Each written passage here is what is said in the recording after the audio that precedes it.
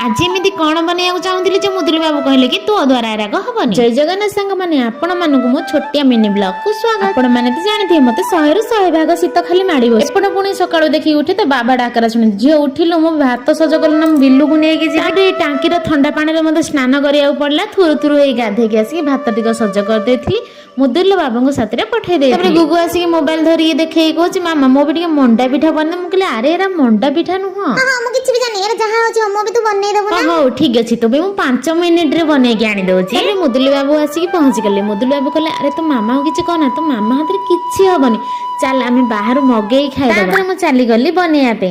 सांग माने जानि छथि ना एटा होछि बिहार रो बहुत फेमस खाइबा। आपण माने निश्चित कमेंट रे कहिबे जे आ ना कोन। तबरे मुदुली बाबू को मोर कड़ा टकर थिला देखिला तो मु बनेली ना बनै पाले म सेतर पंगा न बनी। तापरे मु चली आइथिली मो कर्म क्षेत्र को। सांग माने प्लीज सब्सक्राइब माय चैनल के भी सब्सक्राइब करनो।